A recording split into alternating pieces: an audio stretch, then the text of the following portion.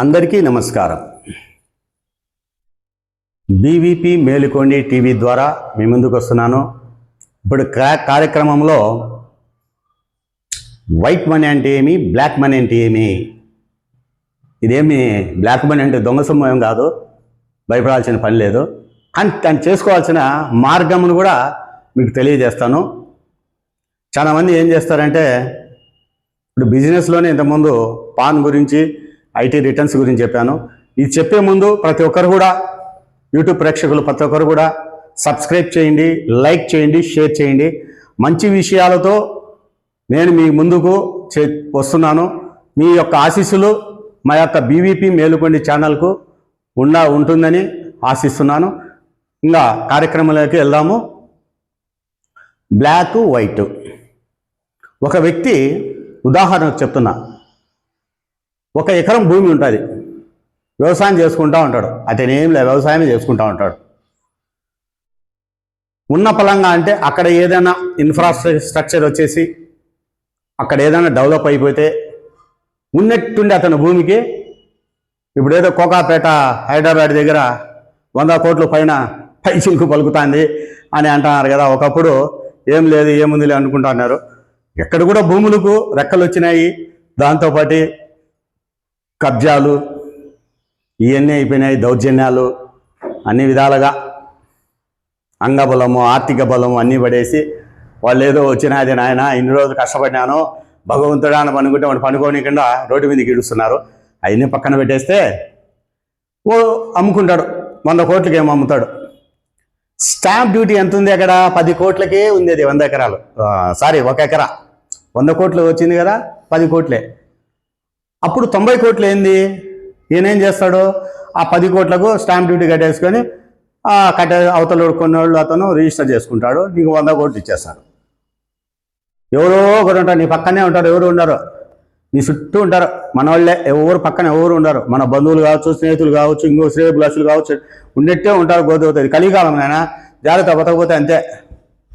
ఉండింది పోతుంది, ఉంచుకునింది పోతుంది, అన్నీ పోతాయి, సబ్బి చెల్గాయి, ఏమీ ఉండదు.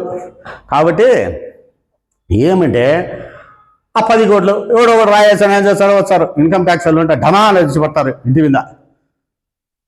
పడతానే దిక్కు తెలియదు, అయ్యా లోపల మూటలు పెట్టుకో అంటాడు గోని సంచిలో. వచ్చి పడతానే టీ లెక్కలు అంటాడు. ఏం లెక్కలు తీసాడు పాపం? 10 కోట్లు 90 కోట్లు ఎత్తుకొని మూట ఎత్తుకొని పోతాడు. కాదు స్వామి, నేను భూమి అమ్మినాను, 100 కోట్లు వచ్చింది, ఏది నీ స్టాంప్ డ్యూటీ ఎంత, నీ చెప్పు స్టాంప్ ఎంత ఉంది? 10 కోట్లు. ఈ 90 కోట్లు ఎవరిది ఇది? అదే బ్లాక్ మనీ అంటే. అప్పుడు నువ్వేం చేయాలి? ఇట్లా వచ్చేటప్పటికి ఇన్కమ్ ట్యాక్స్ లేక ఎట్ట పోవాలా? చార్టర్డ్ అకౌంటెంట్ దగ్గరికి వెళ్ళాలి. చార్టర్డ్ అకౌంటెంట్ ఉంటాడు, ఆయన దగ్గరికి పోయి అయ్యా నా పరిస్థితి ఇదంటే చెప్తాడు. అతన్ని మీరు అట్లే పోవాలండి. ఉదాహరణ ఒక ఎగ్జాంపుల్ చెప్తాను.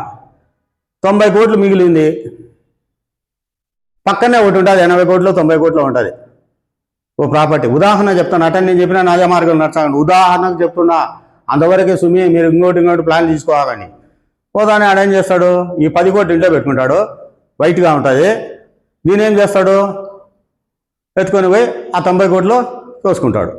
వచ్చిందానే 10 కోట్లు ఈయన పెట్టేసినా అని చెప్పుకునేదానికి. అది ఉదాహరణ మాత్రమే, సైడ్ రూట్ కాదు. మీరు ఆడిటర్ని కలవండి, ఆడిటర్ కలిస్తే ఆయన చెప్తాడు, ఇట్లా పోయా, ఇట్లా పోతే ఇట్లా సేఫ్ సైడ్ అవుతుంది, ఈ డబ్బుని ఇట్లా పెట్టుకోవచ్చు అని చేసుకొని హ్యాపీగా తల కింద తుండుగుడ్డ పెట్టుకొని నిద్రపోవచ్చు.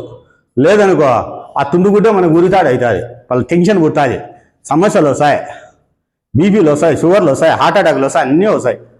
కాబట్టి వైట్ ఎట్లా, బ్లాక్ ఎందుకు అయింది? బ్లాక్ అంటే నల్లధనం, అంటే దొంగ సొమ్ము కాదు, మన డబ్బే. ఏ రోజు ప్రభుత్వానికి రూపాయిది కూడా ట్యాక్స్ కట్టకుండా దాన్ని దాచిపెట్టుకుంటే నల్లధనమే. ట్యాక్స్ కట్టిందంతా, నీకు రైట్స్ ప్రకారం వచ్చిందంతా తెల్లధనమే, రైట్స్ లేకుండా వచ్చేదంతా నల్లధనమే. ఇది భూమి అమ్ముకునే దాని గురించి చెప్పిన. దీంట్లో చాలామంది రియల్ ఎస్టేట్ చేస్తూ ఉంటారు. వాళ్ళు కూడా జాగ్రత్తగా రిటర్న్స్ ఫైల్ చేసుకోండి. ఎన్ని చేసుకోవాలంటే ఏమి ఉండాలా? మెయిన్ ఇంపార్టెంట్ పాన్ ఉండాలా. పాన్ కార్డు కంపల్సరీ చేసుకోండి. పాన్ కార్డు చేసుకుంటేనే ఆడిటర్ దగ్గర పోయినా పాన్ కార్డు ఉండాలంటారు. అప్లై చేయిస్తారనుకో, ముందుగా ఇవన్నీ చేసుకొని ఒక సిస్టమేటిక్గా పోతే ప్రభుత్వానికి మనం ₹1 ఇచ్చిన వాళ్ళం అవుతాము, రేపు సేఫ్ సైడ్ అవుతాం. దొరికినాం అనుకో దొంగ అవుతావు, దొరగావు. దొర మాదిరి బతుకుదాం, రిటర్న్స్ కడదాము, ఫైల్ చేస్తాము, రారాజు మాదిరిగా బతుకుదాం. అందరం బాగుంటాము, అందరిలో మనం ఉంటాము. ఇట్లు బోనం శెట్టి వెంకటేశ్వర ప్రసాద్.